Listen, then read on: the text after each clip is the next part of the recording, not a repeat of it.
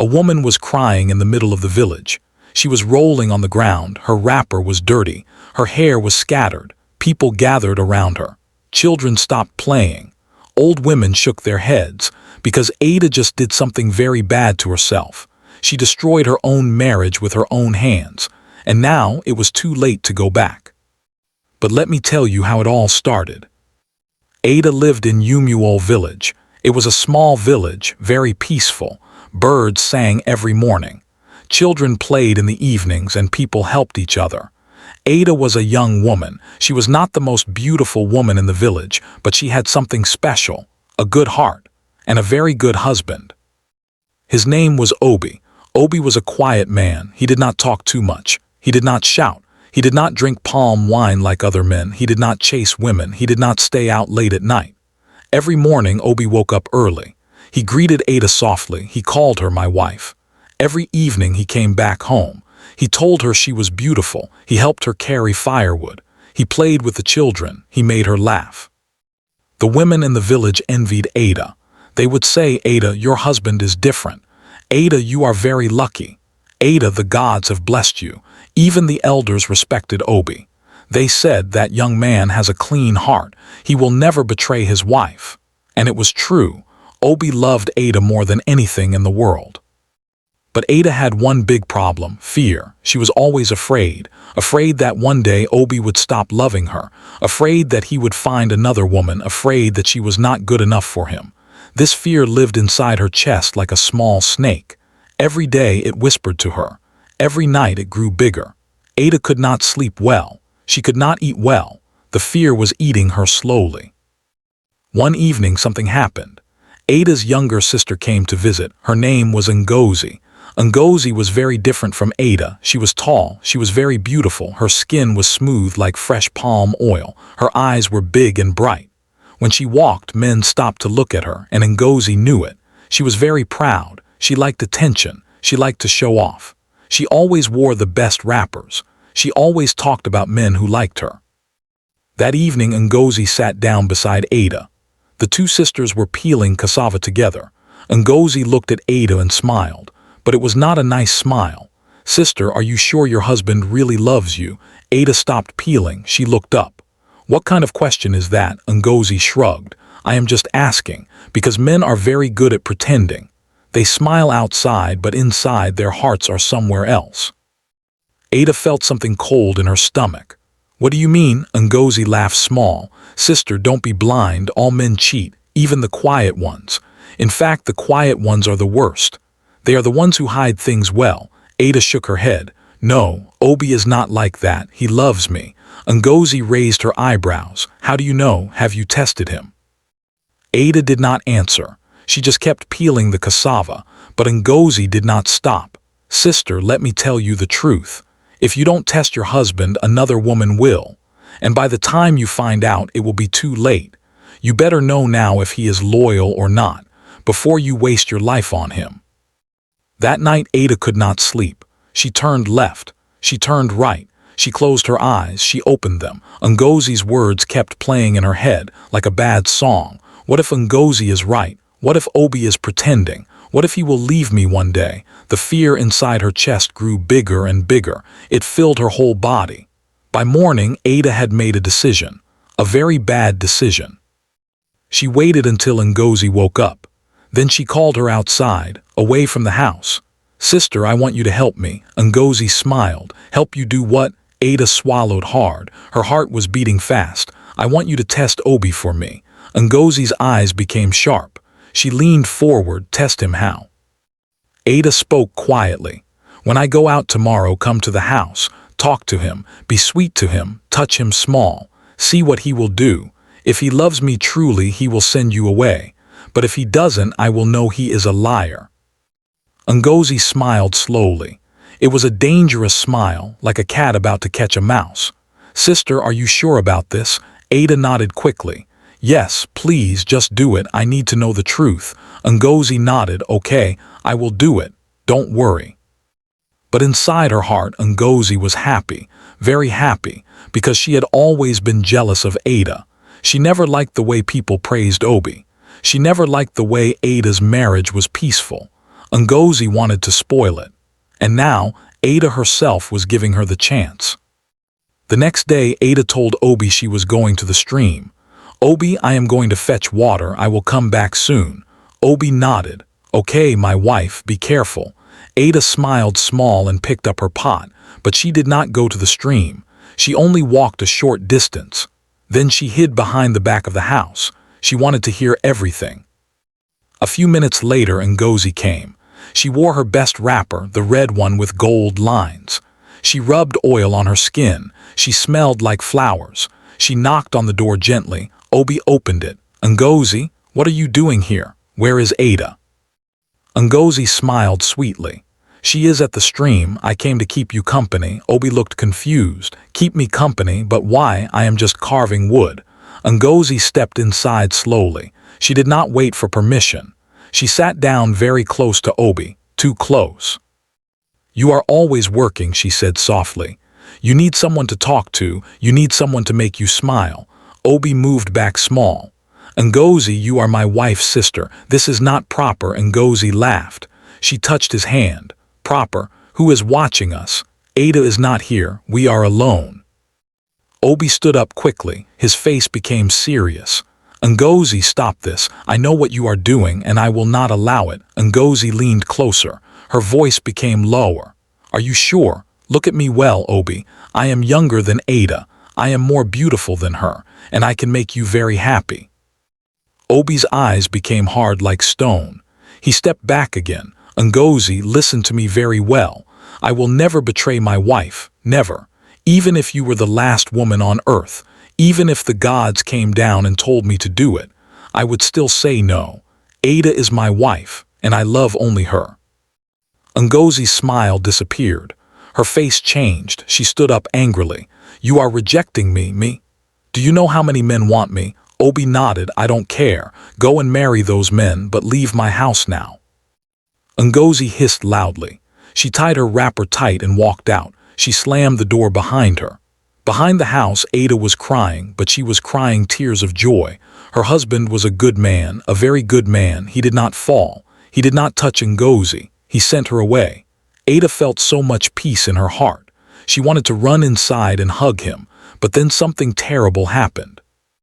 Ngozi saw Ada hiding, and she became very angry. Because Obi rejected her, because Ada's husband was better than any man Ngozi ever had. Jealousy filled Ngozi's heart like poison. She decided to destroy everything. She ran to Ada. She grabbed her hand. "Sister, sister, Ada, come quick." Ada looked confused. "What happened?" Ngozi started crying. Fake tears, big fake tears. "Sister, your husband is a bad man. He is a liar." Ada's heart stopped. "What are you saying?" Ngozi cried louder.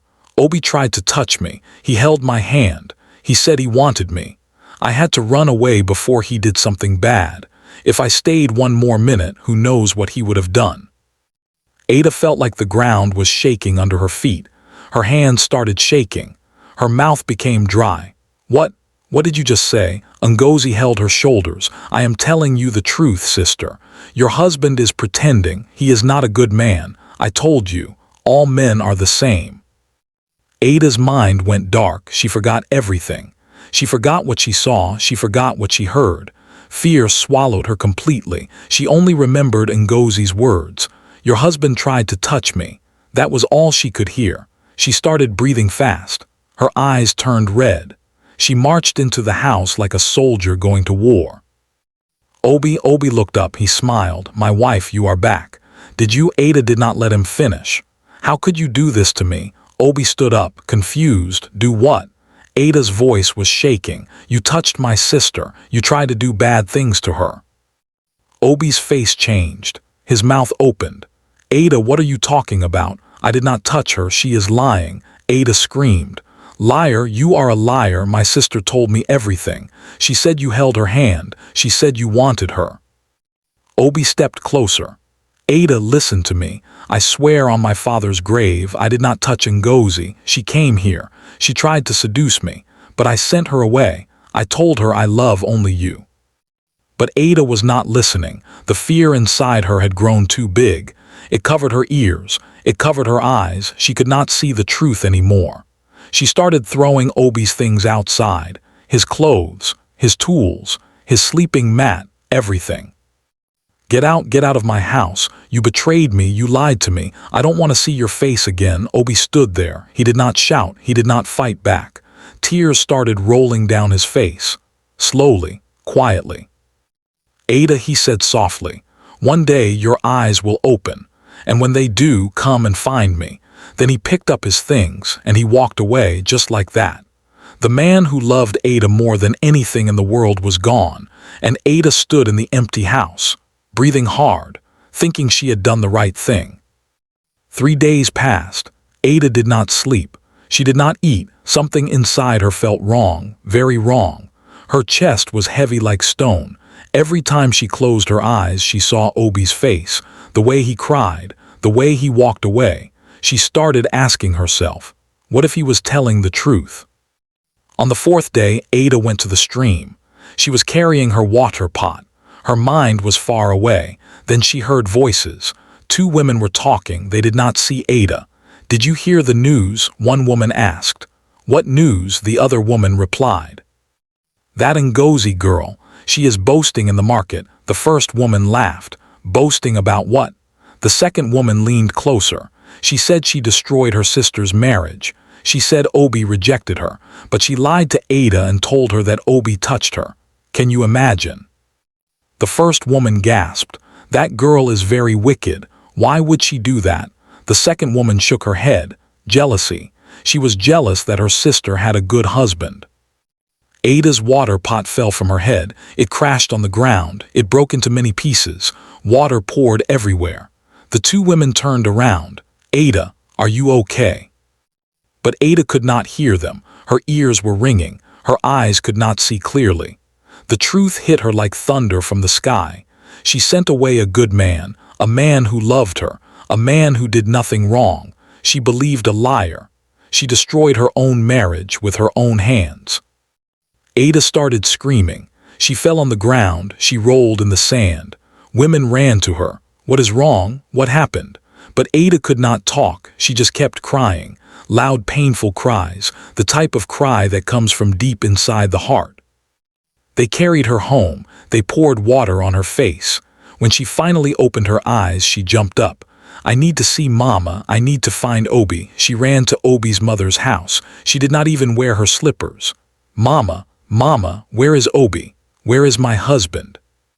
Obi's mother looked at her with sad eyes. "He is gone, my daughter." "Gone where?" Ada's voice was shaking. "He went to his uncle's village far from here. He said his heart is too heavy. He needs peace." Ada fell to her knees. "Mama, I made a terrible mistake. Ngozi lied to me. Obi did nothing wrong. I sent him away for nothing. I need to beg him. Please, Mama, tell me where he is." Obi's mother sighed. She was quiet for a long time. Then she spoke. "My daughter, if you want him back, you must go and find him yourself. The journey is long, and the road is hard. But if your heart is true, the ancestors will guide you." Ada did not waste time. That same day she started walking. She did not pack food. She did not pack water. She just started walking.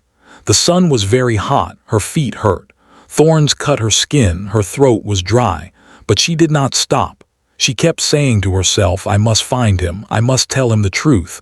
I must beg him to forgive me." She walked for hours. Then the sun started going down. The sky became dark. Ada was tired, very tired, but she did not stop. She kept walking.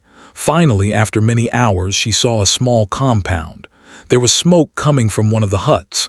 Ada's heart started beating fast. She walked closer, and then she saw him. Obi.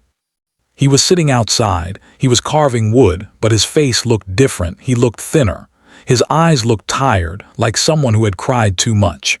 Ada's heart broke into many pieces. She walked closer, slowly. Her legs were shaking. Obi looked up. He saw her. For a moment nobody spoke. They just looked at each other. Then Ada fell on her knees, right there in the sand. "Obi, my husband, please forgive me." Her voice was breaking. "I was foolish. I was stupid. I believed a lie. I sent you away when you did nothing wrong. Please, please forgive me. Please come back home." Obi did not say anything. He just looked at her. Ada started crying harder. I know I hurt you. I know I broke your heart, but please give me one more chance. I will never doubt you again. I will never listen to anyone again, just you, only you.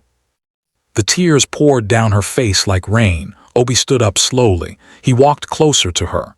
Ada held his feet. Please, my husband, please. Obi bent down. He lifted her up gently. Ada, he said quietly, I loved you before. I loved you even when you sent me away. But now I will love you with more wisdom. Because I have learned that love is not just about feelings. It is also about trust. Ada hugged him tight. She cried on his chest. I am sorry. I am so sorry. Obi held her. They stood there for a long time under the dark sky, with only the moon watching them. Then together they started walking back home. When they reached the village, people saw them. Some women clapped, some smiled. Children ran to them, the elders nodded with respect. And Ngozi, when she heard that Obi and Ada were back together, she packed her things quietly. She left the village at night, because shame had finally found her, and the truth had spoken. Do not test a good heart. You may destroy what the gods gave you. Trust is like a clay pot. Once you break it, even if you fix it, the cracks will always be there. If this story touched your heart, if you felt Ada's pain, if you learned something today, then subscribe now. Because the next story will shake your heart even more than this one. Press that button. Let wisdom walk with you.